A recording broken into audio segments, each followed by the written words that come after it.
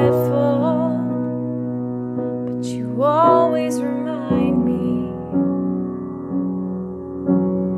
You're the only one who brings me peace.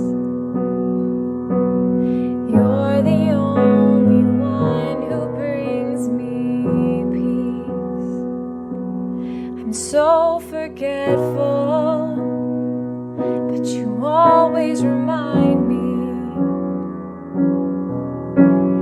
You're the only one who brings me peace. You're the only one who brings me peace. So I come, Lord, I come. I come,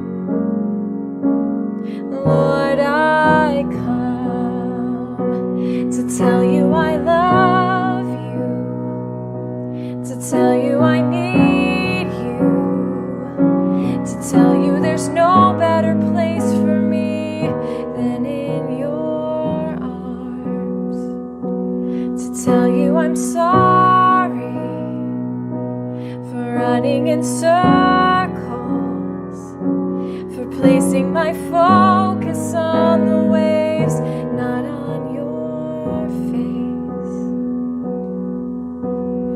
You're the only one who brings me peace. You're the only one who brings me peace. I'm so forgetful, but you always remind me. You're the only one who brings me peace. You're the only one who brings me peace. So I come, Lord, I come. I come, Lord, I come to tell you I love you, to tell you I need you, to tell you there's no better place for me than in your arms, to tell you I'm sorry for running in circles, for placing my focus on the waves, not on your face. You're the only one who brings me peace. You're the only one who brings me peace in the storm.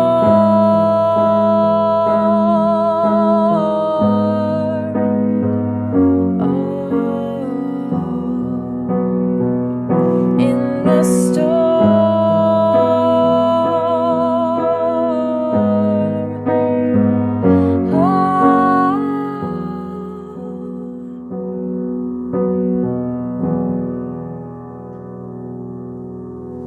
I'm so forgetful, but you always remind me. You're the only one who brings me peace. You're the only one who brings me peace.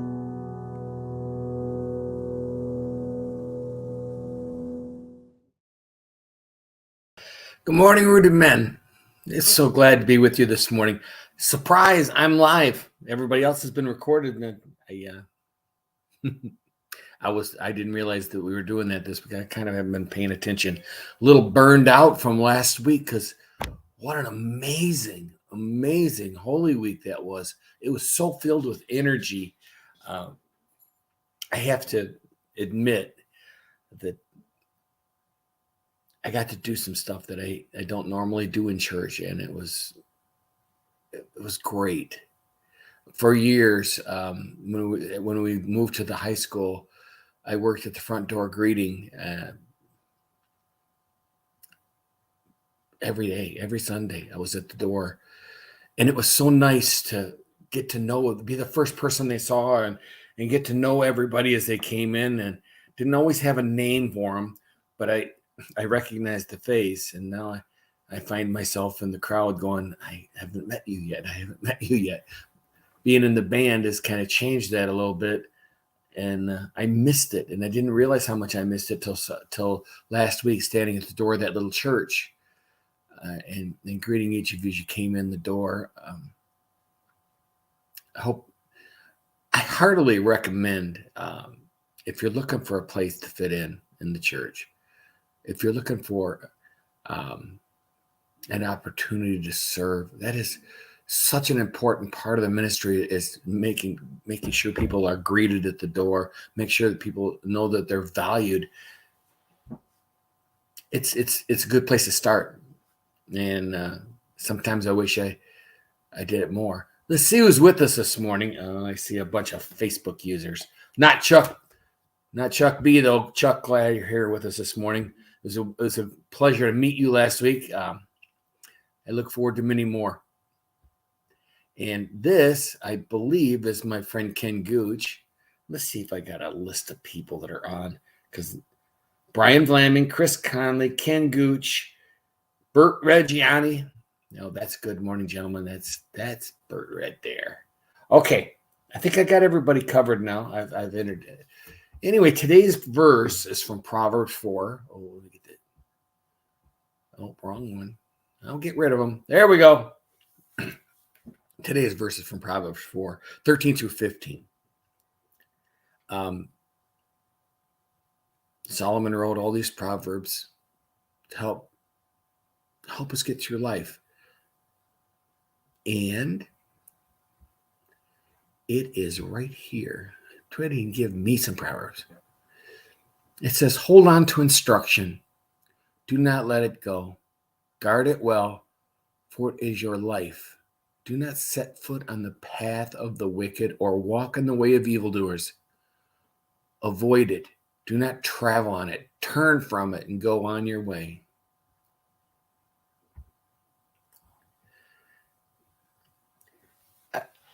Our daily lives, we are always being instructed to our whole life. If you think about it, as a child, your parents taught you right from wrong as a little kid, and then you went to school and teachers instructed you on mathematics and English and all these other subjects and history. And then we go into the workplace, and I don't know about where everybody else works, but in my workplace, people had to go through a training period of a couple of weeks, and they had to learn the ins and outs and how we do our paperwork and how to work our computers.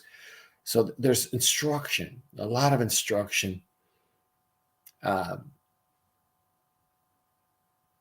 And those instructions are for a reason. That when we stray from them, we find difficulties. I mean, as you're a kid, your mom tells you don't steal, you don't do this, you don't do that. And if you do, there's always consequences. So, I mean, those instructions were valuable. Sometimes we ignore them. It's just our nature. I laugh. I used to train new drivers when they came into Pepsi. And, there was many a time I would tell a guy, don't do this, don't do that. And then they just, because I don't, maybe because they lacked wisdom, they would do things. And I'm like, you're killing me. And even Solomon failed to take instruction. God instructed him, don't take foreign wives, and because you will be softened by their heart and you'll start accepting other gods.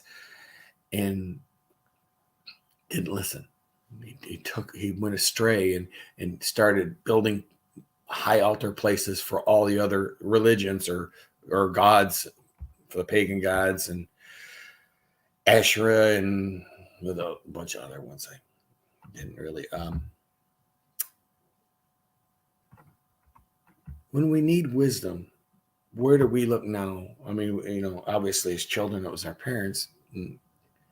But now we, as grown-ups,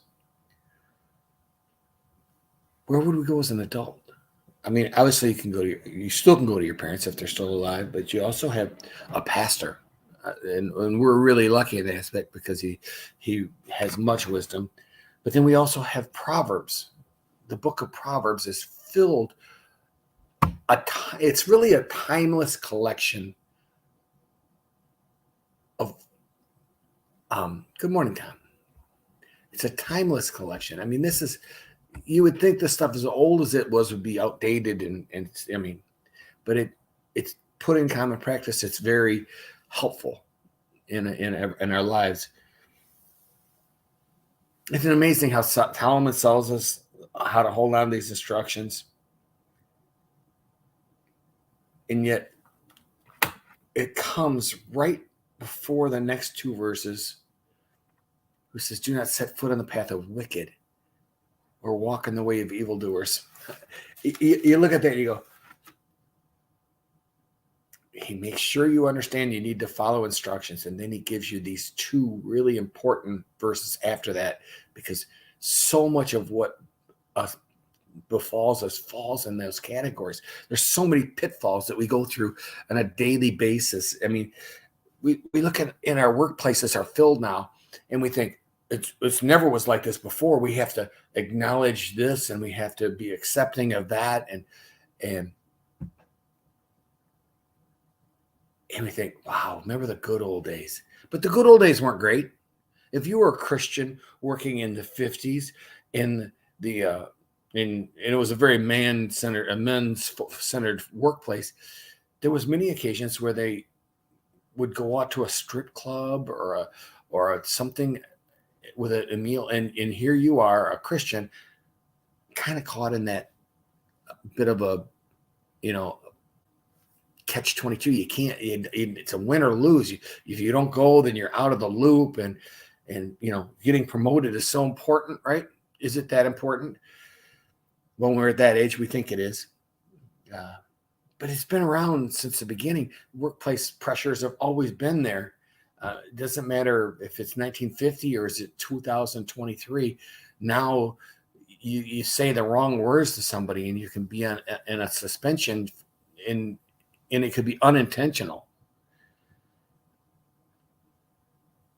How as a Christian can we continue to work in an environment that's so hostile, it's so offended all the time? I think that this is a cautionary thing by Solomon. He's telling us that if we're on this path, no good can come from it. And then I look at our Monday through Saturday. This is a big one for me because I worked 70 hours a week usually when I was working before I retired. And Monday through Saturday, my life looked completely different than Sunday.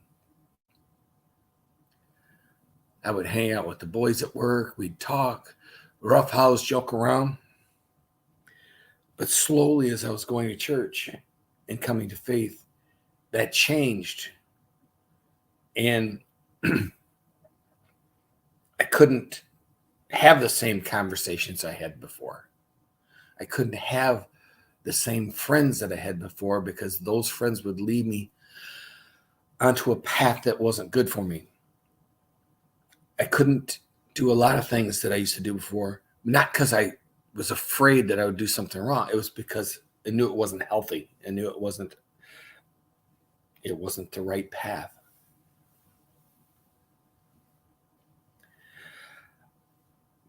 And I look like it, and I think now from then to today, even near the end before I retired, I had friends of mine that I used to hang with, would stop others from saying something if I was in the room, which I thought was kind of cool for a minute. I mean, I was like, oh, wow, that's awesome. I think my outward body or my outward appearance or the way I handle people changed enough where they realized there was something different. I wonder sometimes if people think they can straddle both, can do both. I can live life in this kingdom and, hang out with the boys and go to the bar and flirt with the waitresses and then on Sunday go to church with my wife and kids and be a perfectly nice person. I know there's people that believe they can do it. It's you're walking on a knife blade is what you're doing. You're asking for trouble. So I asked myself these questions. On Tuesday, do I look to God the same way I do on Sunday? Do I avoid sins of all kinds? We're all sinful. We know we make mistakes. I still judge. I still get angry. I mean, we're human, right? I mean, that's part of it. We know that we're flawed. We have to fight those urges. But I try to do it my best. But sometimes we just have to admit that we messed up and come back to God with a contrite heart and hope He understands. How about Sunday? Nobody ever thinks about sinning on Sunday, do we? Do we look around the sanctuary and see people that are broken, flawed, weak, need a hug, many things? Do we look around them and say, well, I'm better than them? Or do we look around the sanctuary and look for somebody to hug or talk to or talk to you? Are we careful with our words? How many times have we been hurt by church people saying something that was idiotic, unnecessary, but they do it anyway because they think they're in church and they need to be honest? Do we forgive those people that do it? Do we treat the church like it's God's house? I've heard people say, welcome to God's house. Do we have the same reverence in those doors that we do anywhere else? I truly believe our faith is lived out on how we interact with others. Our faith, one of the greatest outward signs of our faith is how we talk to Mr. and Mrs. whoever walks in that door. God treated us so great. He gives us this grace, and yet we don't necessarily offer to the first person we see. And to me, that's the sin. That's the one that hurts the most. Solomon goes so much trouble as to repeat it again. He says, avoid it. Do not travel on it. Turn from it. Go on your way. He's saying run as far away if you can from this road. This road is flawed. This road leads to damnation. This road leads you to places you shouldn't be. How does that sound? There's so many quotes, but as a kid, my parents always shared this one with me. And my dad was kind of one of these guys that loved those little, he'd drive by a cemetery and goes, I heard people are dying to get in that place. And so he always loved his dad jokes. But there were so many quotes, and the one that I always found that fits really good at this topic today is you never wallow with pigs. Because you'll get dirty. And the pigs like it. Satan wants you to fail. He wants you to walk on that path of wickedness. And Satan is the pig. If you wallow with Satan long enough and pretend like you can do it and avoid him, you're fooling yourself. Give it enough time in the mud. You may feel a little more like that's where you belong. And that's not a truth we want to subscribe to. The truth is you want a path where it leads to truth. You want a path that leads to the light.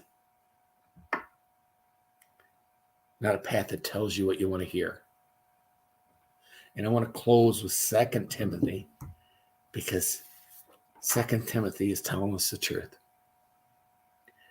They will turn their ears from the truth and turn aside in myths. 2 myths. For the time will come when people will not put up a sound doctrine.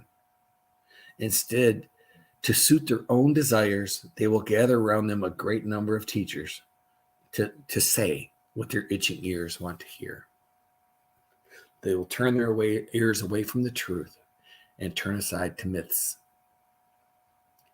You see it in the church today. Church is struggling, so we'll just change our core beliefs to fit today's culture. It'll make everything better, and everybody will be happy to come to church because there's nothing to do. Well, that's what I got. Rob Longo showed up too. Good morning, Rob. Nice to see you, man. That picture looks nothing like you. Rob joins us for breakfast every Saturday morning. If you get a chance, we'd love to have you there. It's Mario's Golden Nugget at 8 o'clock. Actually, people start getting there about 7, but this start time is 8. But we do breakfast. We sit and talk, have a little devotion, and talk about life as Christian men in America. I hope this was a blessing to you today. I had a good time. It got me out of my post-Easter funk, and I'm ready to go. And I should look for the closing thing. There's a closing thing. We have a little closing thing I push, and right after I say goodbye, peace.